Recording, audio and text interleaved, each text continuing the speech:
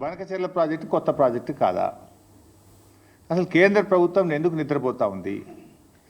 ఈరోజు మన రాష్ట్రంలో ఏపీ రీఆర్గనైజేషన్ యాక్ట్ తర్వాత ఇటు తెలంగాణలోనైనా అటు ఆంధ్రప్రదేశ్లోనైనా కొత్త ప్రాజెక్టు చేపట్టాలంటే కేఆర్ఎంబి జీఆర్ఎంబి అనుమతి తీసుకోవాలి.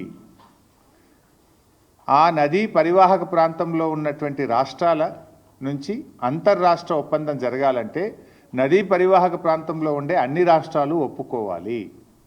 నంబర్ 3, ఏపీ రీఆర్గనైజేషన్ యాక్ట్ ప్రకారంగా ఎపెక్స్ కౌన్సిల్లో కొత్త ప్రాజెక్టు అనుమతి పొందాలి.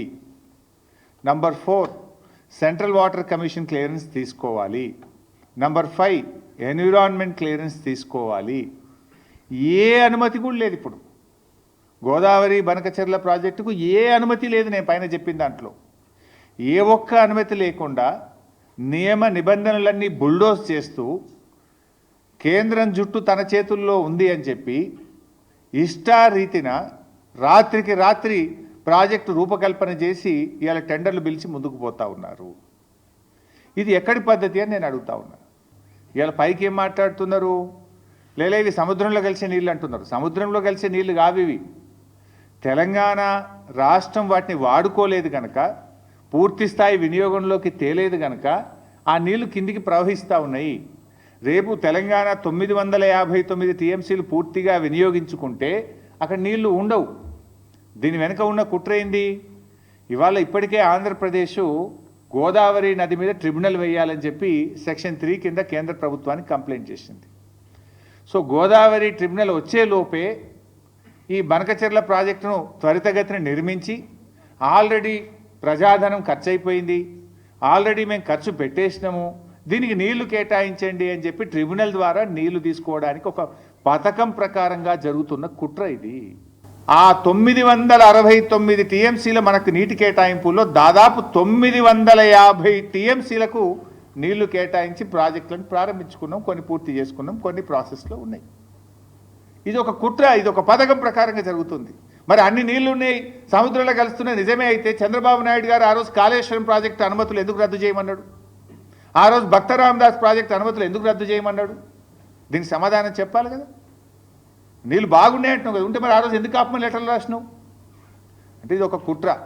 ఇప్పటికైనా రాష్ట్ర ప్రభుత్వం మేల్కోవాలని చెప్పి కూడా నేను విన్నవిస్తా ఉన్నా. ఎందుకంటే అవి వరద జలాలు కాదు, తెలంగాణ రాష్ట్ర ప్రభుత్వం పూర్తి స్థాయిలో వినియోగించకపోవడం వల్ల కిందికి పోతున్నటువంటి జలాలవి.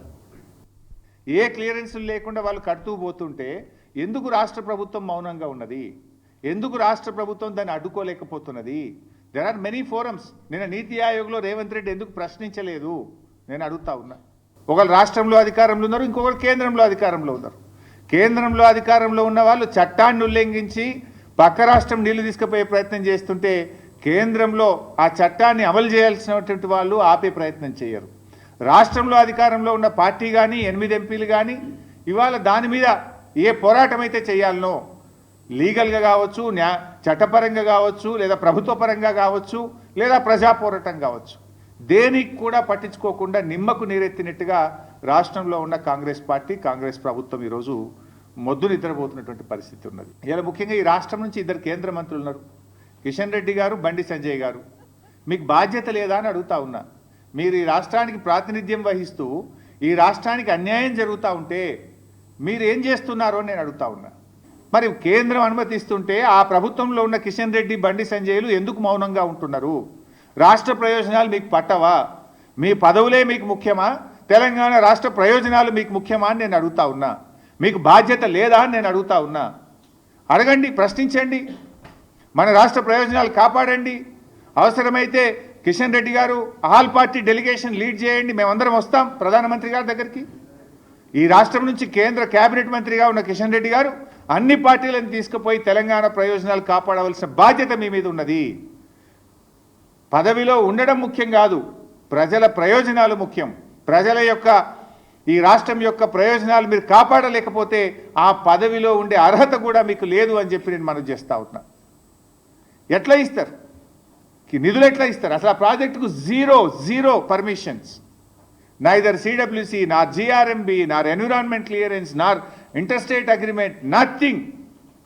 ఇక దానికి ఏ రకంగా ఇస్తారు అని నేను అడుగుతా ఉన్నా.